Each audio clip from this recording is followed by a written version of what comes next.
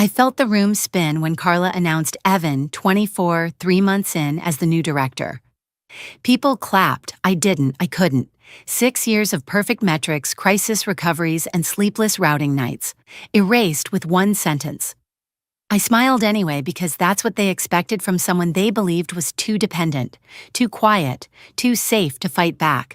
But what they didn't know was that I'd already seen the cracks forming behind their shiny announcement, and I held something they never considered. If you've lived something like this, tell me in the comments, and subscribe for the full story. I didn't walk into Redwood Apex looking for ambition. I walked in looking for survival. After my marriage collapsed, after years of carrying a man who never carried me back, I needed something stable, something that wouldn't disappear overnight the way promises do. Logistics wasn't glamorous, but it was predictable, and predictable was a luxury when you're raising a 12-year-old on your own. My son Leo used to sit at the kitchen table doing homework while I logged late-night routing checks. He'd glance at me over his worksheets and say, "Mom, you're working again?" I'd smile, tell him I was building a better future, even though I wasn't sure he believed it. But I did. I believed if I worked hard enough, someone would notice. Someone would reward it. Someone would finally say, "You're ready." Carla Hensley certainly made it sound that way. For 6 years, she called me her rock, her steady hand, the one who could calm a freight bottleneck with a spreadsheet and a phone call. When winter storms shut down half the Northwest Corridor, I was the one coordinating backup drivers, rerouting shipments, smoothing out screaming clients. Carla would pat my shoulder and say, "Lilith, you're the backbone of this division." Every year during performance reviews, she'd give me the same smile, the kind older women in management use when they're pretending to mentor you while making sure you don't rise too fast. "Just a little more time," she'd say. "The company is restructuring. You're absolutely next in line." Next in line became a mantra I repeated to myself while staying late, while handling emergencies, while covering for managers who bailed early to catch flights or beat weekend traffic. Even when I sat in my car at 9:30 p.m. some nights, exhausted and half frozen, telling myself that good things come to people who don't give up. The truth?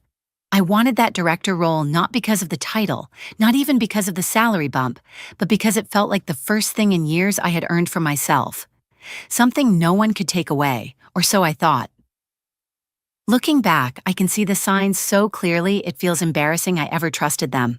The sudden shift in whose meetings I was invited to, the way Carla began asking me to prepare notes for her son to review, even before Evan technically worked there, the way she told me to start documenting more thoroughly with this vague, "for your eventual transition upward" explanation.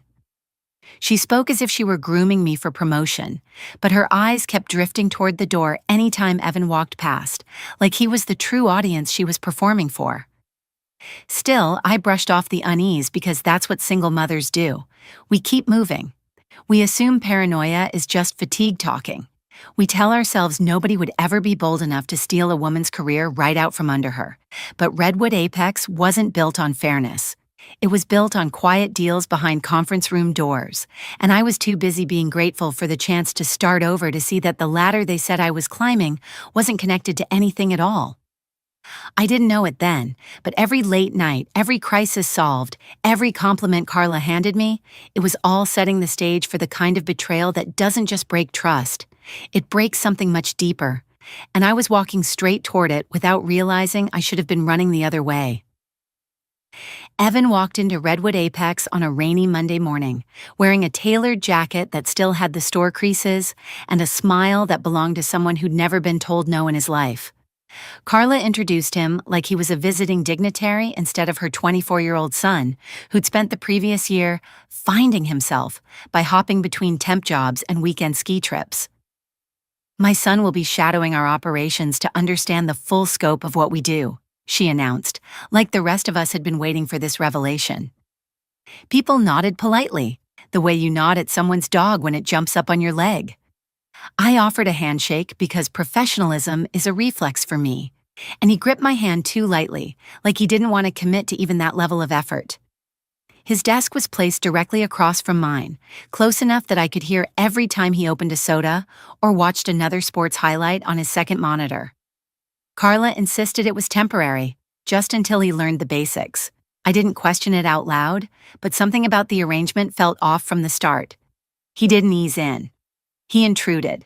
When I was on client calls, he hovered beside me with a notebook he barely wrote in, asking questions that didn't connect to anything I just explained. He mixed up carrier contracts with warehouse invoices. He confused estimated transit windows with fuel surcharge schedules. He would nod like he understood, then ask again the following day as if we'd never discussed it. Still, I tried. I really tried. I told myself everyone has a learning curve. I reminded myself how nervous I had been on my first day in logistics. But Evan wasn't nervous. He was entitled, and entitlement doesn't learn, it expects the world to adjust. Some afternoons, he'd stroll into meetings late, sitting beside Carla as though he'd earned the seat through merit rather than heredity. She'd beam at him, proud, while the rest of us exchanged quick glances that said what nobody dared voice. This wasn't training, this was positioning. He inserted himself into conversations he didn't understand, giving solutions that created more problems than they fixed. Once, during a routing review, he suggested just shifting deliveries to the next day as if our clients weren't operating on precise production schedules. When I gently explained why that wouldn't work, he shrugged and said, "Well, Mom can figure it out." Mom, not Carla, not the director. Mom. And just like that, the mask slipped. Everything made sense in a single moment of clarity so sharp it almost hurt. Evan wasn't learning the job. He was being walked toward it.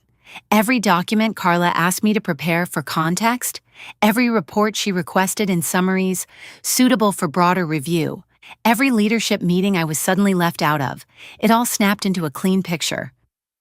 Still, even then, I didn't imagine she would replace me with him outright. I thought maybe she wanted him to understand the operation so he could support her. I thought maybe she wanted me to supervise him someday. I was naive enough to hope for fairness, but fairness has no home in places where bloodlines outrank resumes. Evan didn't steal opportunities, he absorbed them by simply existing in the right family.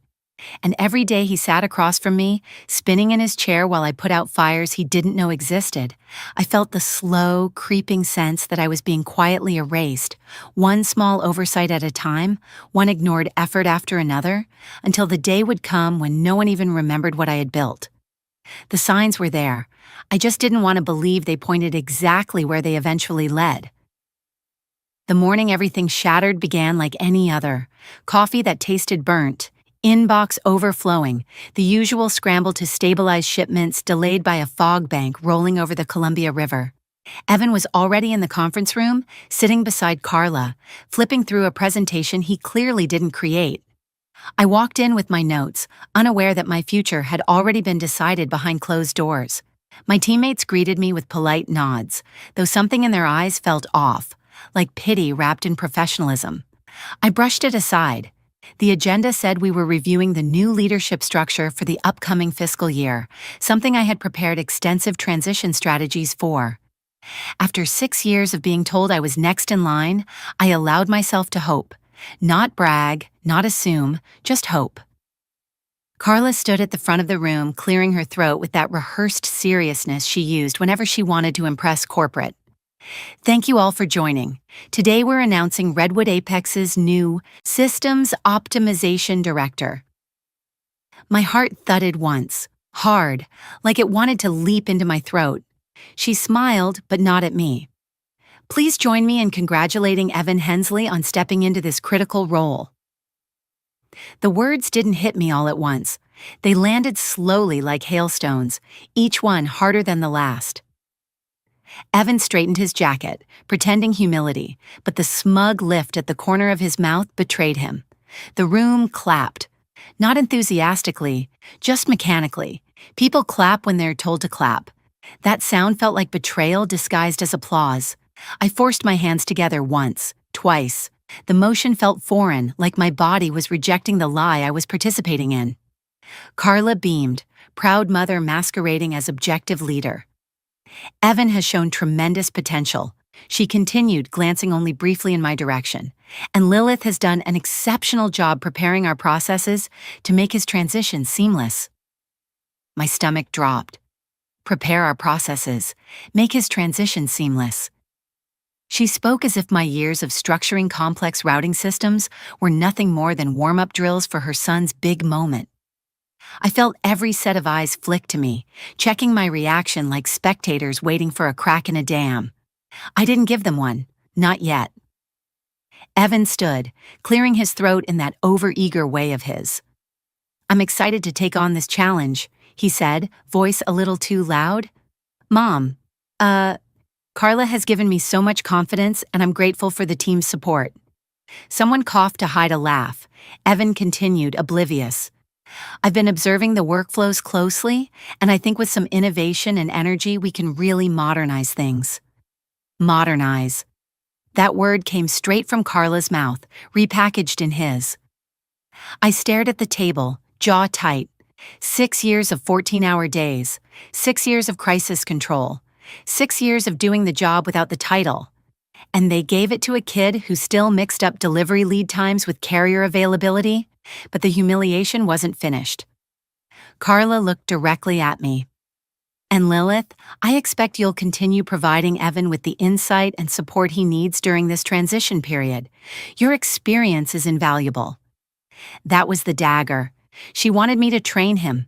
She wanted me to build his competence the same way I'd built the entire operation spine of this division. Yet she couldn't say my name without reducing me to a stepping stone. Something inside me went still. Not empty, quiet. A chilling, crystalline silence that came from a truth forming in the pit of my stomach.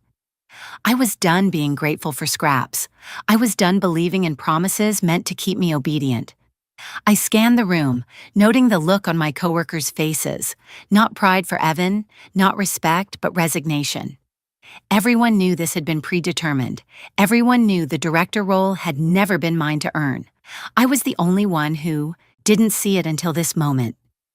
When the meeting ended, people approached Evan with handshakes and hollow congratulations. Carla lingered, waiting for my reaction like a hunter, waiting to see if its prey would run or freeze. I gathered my folder calmly, every movement controlled, deliberate. "We'll talk more this week," she said softly, patronizingly. "I know you understand why this decision was made." I lifted my eyes to hers, and for the first time since joining Redwood Apex, I saw her without the mask. Calculating, dismissive, already writing me out of the story. "Oh," I said quietly, "I understand perfectly." She smiled, thinking she'd won. She had no idea she'd just awakened the part of me that didn't break, only sharpened. I didn't go back to my desk right away after the meeting. I needed a minute, just one, to breathe and make sure my hands weren't shaking. Carla thought I'd swallow the humiliation and return to my cubicle like a loyal workhorse. Evan thought I'd congratulate him, maybe offer to grab lunch so we could align. Neither of them expected me to walk down the hallway toward the break room, trying to ground myself before I said something I couldn't take back. I wasn't looking for trouble, but trouble found me anyway. As I passed the corridor near Carla's office, I heard voices, low, hurried, familiar. The door was cracked. I didn't mean to stop, but the words pulled me in before I could think. "You're sure she won't cause issues?" The voice belonged to Mark Benson, one of the senior corporate auditors who flew in whenever Redwood Apex needed to justify budget overruns. Carla sighed like the question annoyed her. "Lilith won't make waves. She's dependable, stable. Single moms don't gamble with their income." My heart slammed against my ribs. Single moms, that's all I was to her. A woman with obligations she could weaponize. Mark lowered his voice. "But operationally, are you certain Evan can handle the workload?" Carla laughed quietly, the kind of laugh that made my skin crawl. "He'll be fine. Lilith's been doing the work for years. She'll keep everything together until he figures it out." A pause. Then, "And if she leaves?" Carla didn't even hesitate. "She won't. People like her don't quit." People like her. My fingers curled into fists. She kept going. "Besides, she's not leadership material. She's good at the grunt work, not the vision. Evan has the degree, the confidence, the potential. The board wants someone dynamic. She's predictable." Predictable. That was the moment something inside me snapped in a way that didn't feel loud. It felt like a wire tightening, silent and irreversible. Mark cleared his throat. Well, the board will want results quickly. The freight delays in Spokane, the carrier turnover. Lilith will take care of it. Carla cut in. She always does. She's loyal to a fault. It's why we've kept her where she is. Kept her where she is. They weren't promoting me because of restructuring or timing or budgets. They were keeping me small on purpose, too competent to lose, too useful to advance, too bound by responsibility to resist. And they honestly believed I'd just stay there, quiet, grateful, obedient, propping up their careers with my labor. Every late night, every holiday I worked through, every crisis I handled alone. None of it ever put me next in line. It only made me easier to exploit.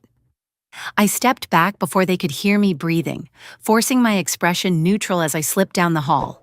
The office lights buzzed faintly overhead, and everything around me suddenly felt wrong, like seeing a familiar room from a new angle, and realizing you'd been standing in the weakest spot all along. When I reached my desk, Evan looked up and smiled, oblivious. "Mom wants you to send me the vendor transition packet," he said. "She said you probably already finished it." Of course she did. I opened my laptop without replying, not because I planned to send him anything, but because I needed to look busy while my mind processed what I now understood. Carla didn't just overlook me, she built a system where I couldn't rise. She needed me beneath her son to keep him afloat. They assumed my quiet meant acceptance. They thought my loyalty meant blindness. They believed my responsibilities meant weakness. They were wrong on all three. As I typed nothing on my keyboard, letting the blank document glow back at me, a strange calm settled over my shoulders. Not rage, clarity. I finally saw the truth, sharp as broken glass. I wasn't trapped, I was done. And they had no idea how quickly everything they built on my back was about to crumble once I stepped away. I didn't sleep that night. Not because I was spiraling, but because for the first time in years, my mind was quiet enough for truth to fill the space where denial used to live. I lay awake thinking about Leo, about the nights he'd fall asleep on the couch waiting for me to come home, about the dinners I'd rush through, about the vacations we postponed because freight backlogs couldn't wait. All for a company that saw me as a safety net, not a leader. By morning, the decision felt inevitable. I walked into the office with a clarity I'd never experienced before. Evan greeted me cheerfully, clueless as always, but I didn't even slow down. I typed my letter with steady fingers, each sentence a clean break from the years I had spent shrinking myself to fit Carla's expectations. When I finished, I printed it on the noisy old machine by reception. The sound of the pages sliding out felt like applause only I could hear. I waited until 4:30 p.m. when the office quieted and Carla's guard was down. She'd been parading Evan around the warehouse, introducing him to supervisors with that same rehearsed enthusiasm she'd once used. On me. I knocked on her office door and she waved me in without looking up, assuming I was there for some routine update. "What is it, Lilith?" she asked, still scrolling through her emails. I placed the envelope on her desk. "My 2 weeks' notice." She froze, then blinked, then let out a small, incredulous laugh as if I were telling a joke in poor taste. "I'm sorry, what?" "I'm resigning," I repeated. Her smile flattened, replaced by confusion and the faintest outline of panic. This is because of Evan?" I didn't reply. Silence made her nervous, so she filled it. "Lilith, be reasonable. You're upset, I understand that. But walking away from the stability you have here? From a job you're good at? That's impulsive." "No," I said, "it's overdue." She stood abruptly, pacing behind her desk like the motion could keep control from slipping through her fingers. "Think about your son, Lilith. Think about your responsibilities. You can't just gamble with your income." There it was, the leverage she always assumed she had. My responsibilities, my motherhood, my supposed fear of losing stability. "I'm not gambling," I said quietly. "I'm choosing." Her expression hardened. "You leave like this, and I can't promise you a positive reference." as if a woman who spent years holding me down could define my future. "That's your choice," I replied. "But I'm leaving regardless." She sat back down, her tone shifting into condescension so smooth it almost sounded caring. "Look, Evan brings new energy, fresh ideas, you know that. He represents the future. You represent experience and steadiness. There's room for both of you if you stay." Experience and steadiness was her coded way of saying reliable but undeserving. Background character. Permanent supporting role. "I appreciate the clarity," I said with a calm that unsettled even me. Carla exhaled sharply. "Don't do this. Take the weekend. Come back Monday and we'll pretend this conversation never happened." She genuinely believed I'd break, that I'd crawl back because fear had always been her most effective tool. But fear loses power once you recognize who actually needs whom. I stood. "I'll finish my 2 weeks. I'll keep everything running for the sake of the team. But after that, I'm gone." She rose too, anger beginning to surface under her carefully pressed professionalism. "You're making a mistake, Lilith, a big one." I reached the door, pausing just long enough to let my words land. "Maybe," I said, "but it's mine to make." She didn't know it yet, but my departure wasn't the mistake she needed to worry about. The real disaster was the son she had just handed my entire workload to, and the empire she'd built on the assumption that I'd never walk away from it. Monday morning, I arrived early out of habit, though I felt strangely like a visitor walking through a place that no longer owned any part of me. The air in the office felt heavier, stretched thin with the pressure of everything Evan didn't understand yet. He was already at his desk, surrounded by 3 monitors covered in spreadsheets he clearly couldn't decipher. His eyes were wide, desperate in a way I hadn't seen before. "Lilith, thank God," he blurted the moment he saw me. "Riverbend Fabrication emailed saying they're escalating an issue to corporate because of some routing delay, and I don't even know which supplier they're talking about." It took everything in me not to let satisfaction show. This wasn't his fault, not really. It was Carla's for throwing him into a job he had no business holding. Still, the consequences were here now, gathering fast. I kept my voice steady. "Show me the email." What he had pulled up wasn't even the correct thread. He was reading something from 2 months ago, dated before he even joined. I navigated to the real message myself. The error was obvious. A missed transfer window from our Spokane cross-dock, one that Evan should have flagged last week but didn't know existed. I spent the next 3 hours cleaning up the mess, calling carriers, smoothing over Riverbend's frustrations, rebooking a last-minute expedited haul that cost Redwood Apex more than I wanted to admit. Evan watched, taking frantic notes that made no sense. He didn't know the difference between a layover fee and a detention charge. When I finished, he exhaled hard, like he'd survived a disaster he couldn't quite name. "How do you keep all this in your head?" he asked. "Experience," I said, though the real answer was survival. By noon, 3 more clients called with variations of the same concern. Inconsistency, delays, wrong point of contact. Word travels fast in logistics, faster than anyone at Redwood Apex seemed to realize, and without someone steering the ship, the currents turn ruthless. By Wednesday, Carla's office door was closed more often than open. Her voice, usually crisp and composed, started cracking sharp on calls she thought no one could hear. People avoided the hallway near her door, the way animals give wide berth to a storm before it hits. That afternoon, she summoned me. Not with an email, not with a polite knock. She appeared at my desk the way someone appears when their world is sliding out from under them. "I need you," she said in a voice stripped of pride. "Just for a bit longer.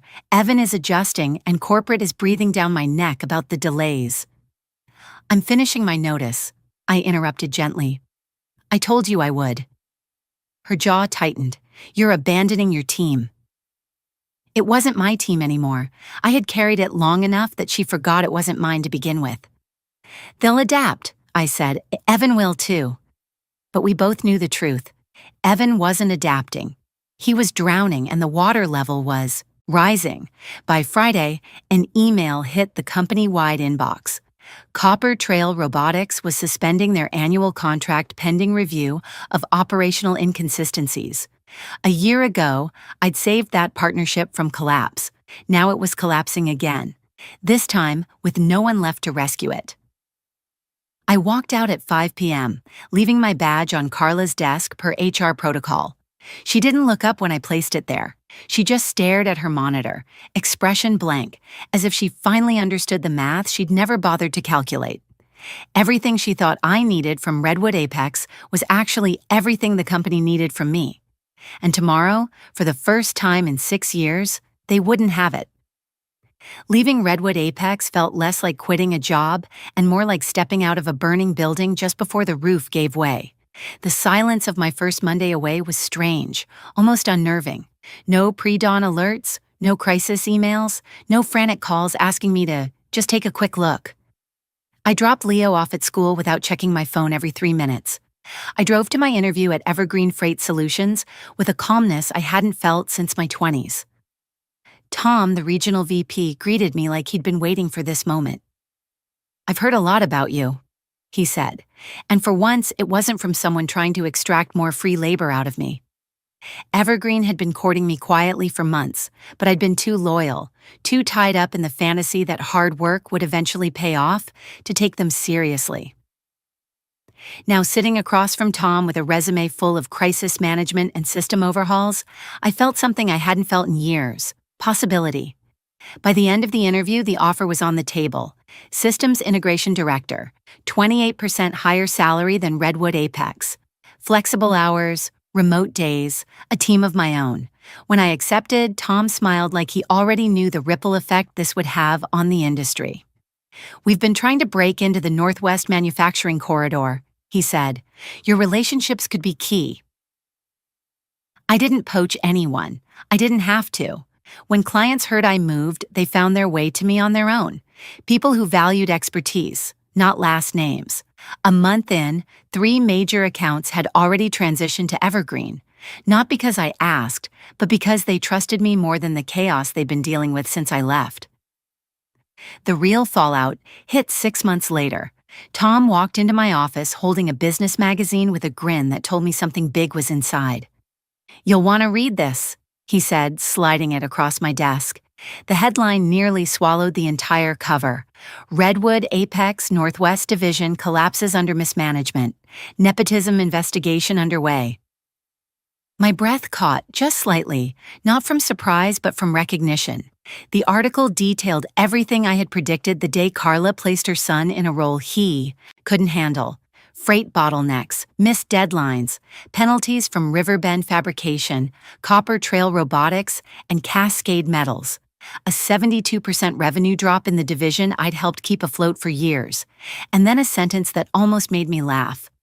Sources confirm that the former lead architect, who resigned shortly before the collapse, had been responsible for stabilizing over 80% of the region's operational flow. They didn't say my name, but they didn't need to. Carla, according to the report, had been terminated after an internal audit revealed she misrepresented Evan's qualifications to corporate. Evan resigned quietly a week later. The board called it restructuring. Everyone else called it what it was: consequences. 3 weeks after the article came out, I stopped at a cafe near the university while running errands. That's where I saw him, Evan, sitting alone with a laptop and a stack of textbooks. He looked different, older, humbled. When he glanced up and recognized me, he hesitated, then offered a small, sheepish smile. "Lilith," he said, Can I say something?" I nodded, mostly out of curiosity. He exhaled. "I wasn't ready for any of it. I thought I could figure it out, but I didn't understand how much you were actually doing."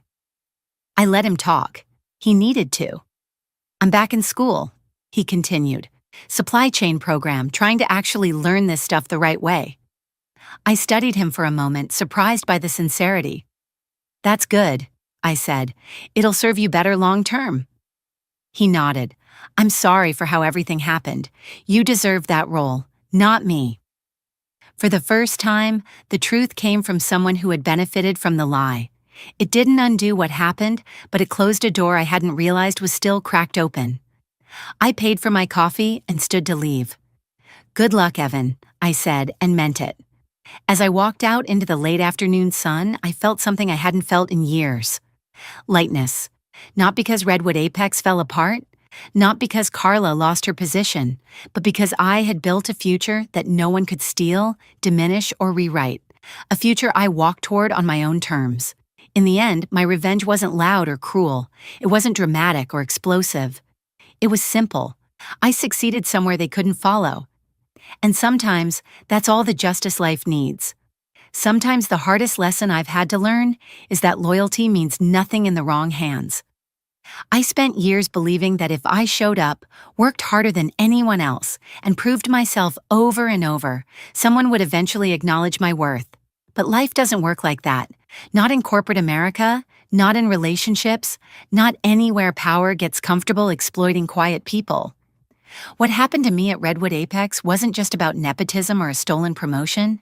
It was about waking up to the truth that staying in places where you're undervalued slowly conditions you to shrink, to accept crumbs, to call deprivation stability. The moment I walked away wasn't about revenge. It was about reclaiming the voice I'd muted for too long. And the collapse that followed wasn't victory. It was simply the natural end to a structure built on denial, favoritism, and the assumption that people like me would never leave. If there's a lesson my story carries, it's this: know your worth before someone else prices you at a discount. Don't wait for permission to outgrow environments that benefit from your silence. Sometimes forgiveness is self-liberation, but sometimes silence is the sharpest knife. In your own life, ask yourself, where are you staying out of habit instead of hope? Where are you giving more than you're receiving? Where have you convinced yourself that next time will be different when all the patterns say otherwise? You don't owe your potential to anyone who hasn't earned it. You don't have to burn bridges. Just stop building them stronger than the people walking across them. How to get started today. Write down 3 places in your life where you feel undervalued. Choose one small boundary you will set this week, just one. Reach out to someone who sees your worth and ask for their honest perspective. Update one part of your resume, portfolio, or goals list. Remind yourself what you bring to the table. If this story hit home for you, tell me in the comments. And if you want more stories like this, make sure to share, subscribe, and stay with us for the next chapter.